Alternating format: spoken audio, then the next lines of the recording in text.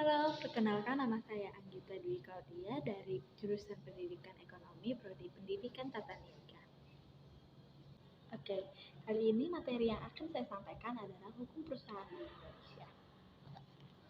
Yang mencakupi materi pertama, dasar hukum perusahaan, kedua, peraturan dan undang-undang yang digunakan oleh perusahaan, yang ketiga, ruang lingkup, dan keempat, penerapan hukum di perusahaan, kelima, fungsi dan tujuan hukum di perusahaan, dan keenam, studi kasus. Materi pertama dari hukum perusahaan tersebut ialah dasar hukum perusahaan.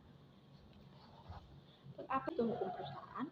Hukum perusahaan atau corporate law merupakan sebuah hukum yang mengatur tentang seluruh bentuk hukum perusahaan. Hukum perusahaan adalah pengukusan dari beberapa bab dalam KUHP Perdata dan KUHD atau kodifikasi, ditambah dengan sebuah peraturan perundang-undangan lain yang mengatur tentang perusahaan atau yang hukum tertulis yang dalam bentuk yang mengatur tentang perusahaan atau hukum tertulis yang belum dikodifikasi. Oke, unsur-unsur perusahaan mencakupi 7 poin. Yang pertama, badan usaha.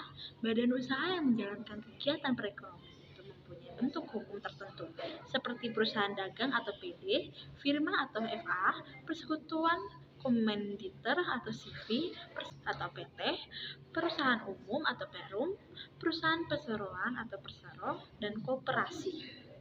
Yang kedua, kegiatan dalam bidang ekonomi. Kegiatan ini meliputi bidang perindustrian, perdagangan, perjasaan dan pembiayaan yang dapat dirinci sebagai berikut. Yang pertama, perusahaan. Yang kedua, perdagangan, dan yang ketiga, perjasaan. Poin yang ketiga yaitu terus-menerus. Kegiatan dalam bidang perekonomian itu dilakukan secara terus-menerus. Artinya sebagai mata pencarian tidak insiden. Sebagai mata pencaharian tidak insidental dan bukan pekerjaan sambilan. Poin yang keempat adalah bersifat tetap. Kegiatan itu tidak berubah atau berganti dalam waktu singkat, tetapi untuk jangka waktu yang lama. Jangka waktu tersebut ditentukan dalam akta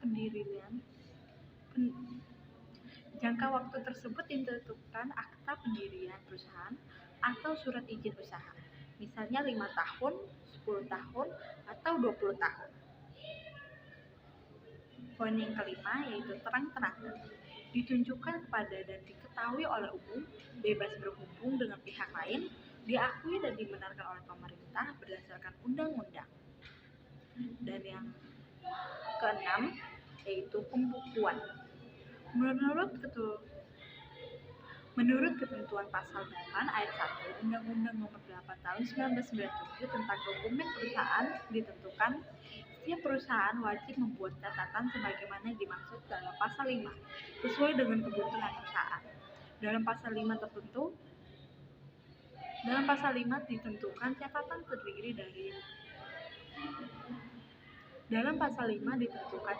terdiri dari neraca tahunan, perhitungan laba rugi, rekening, jurnal transaksi harian, atau setiap tulisan yang berisi keterangan mengenai kewajiban, hak-hak lain yang berkaitan dengan kegiatan usaha suatu perusahaan. Dan yang poin terakhir yaitu keuntungan atau laba. Setiap kegiatan menjalankan perusahaan tertentu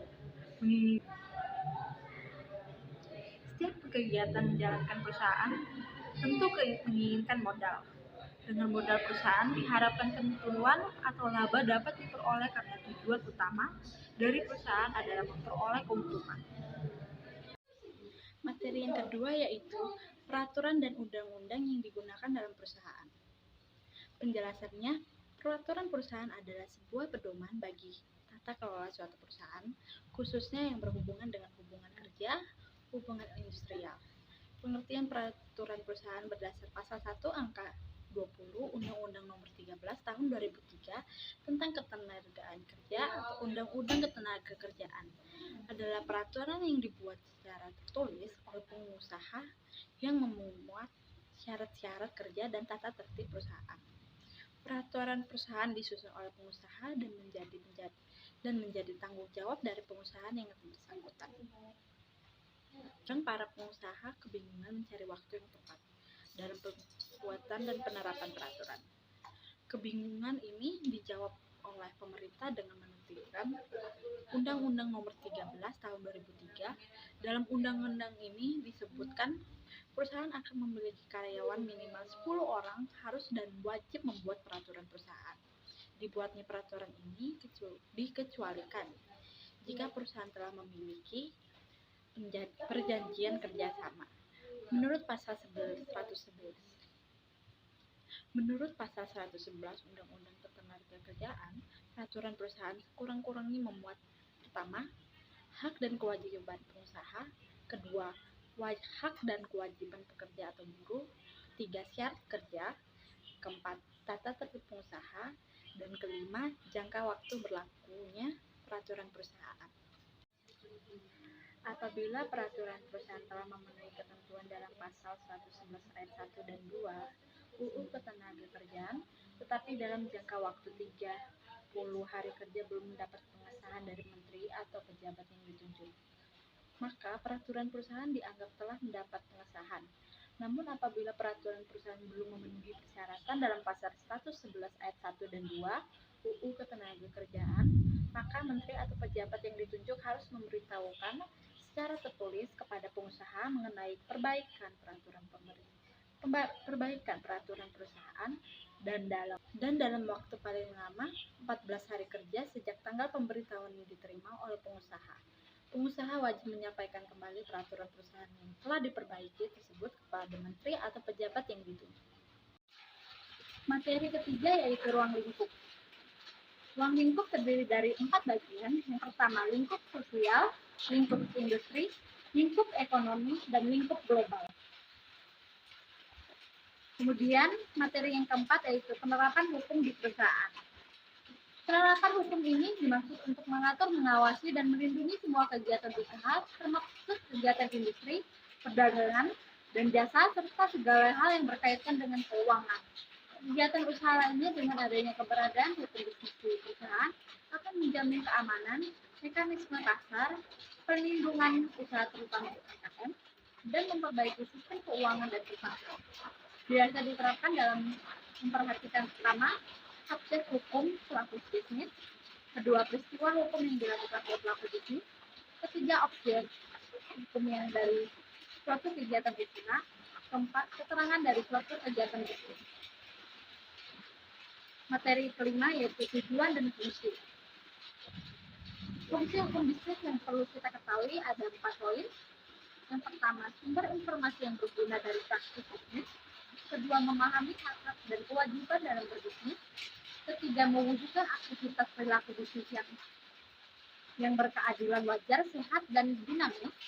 Keempat, sebagai pedoman dan sumber informasi bagi para pelaku bisnis atau usaha dalam menjalankan bisnis sesuai dengan aturan yang ada. Tujuan hukum bisnis yaitu: pertama, bertujuan untuk mengatur secara serta melindungi berbagai bisnis, baik usaha kecil maupun menengah atas. Kedua, dibuat untuk melindungi kita sebagai pelaku ekonomi dari hal-hal yang curang. Ketiga, menciptakan kegiatan bisnis yang aman, tertib, damai, dan serta adil. Keempat, untuk menjamin keamanan saat para pelaku ekonomi bertransaksi. Kelima, untuk mewujudkan tujuan bersama yaitu mendapat keuntungan dalam berbisnis. Keenam, untuk mewujudkan kepuasan dalam hidup manusia. Materi terakhir yaitu studi kasus. Studi kasus dari pelanggan Ika Bisnis PT Megasari Makmur dengan produknya HIV. Obat anti penyakit atau HIV yang diproduksi oleh PT Megasari Makmur yang dinyatakan ditarik dari peredaran karena menggunakan zat aktif kloroflux dan dikloroflux yang dapat mengakibatkan gangguan kesehatan terhadap manusia. UU yang telah dilanggar oleh perusahaan tersebut adalah pasal 4 Kanun Unit ayat 1 dan ayat 3, pasal ke-7 kewajiban pelaku usaha ayat kedua, dan pasal ke-8 ayat 1 dan ayat ke-4. Dan terakhir pasal 19 ayat 1 dan ayat 12 Dan keempat, pasal 19 ayat 1 dan ayat 1. Dan yang terakhir pasal 19 ayat 1. Jadi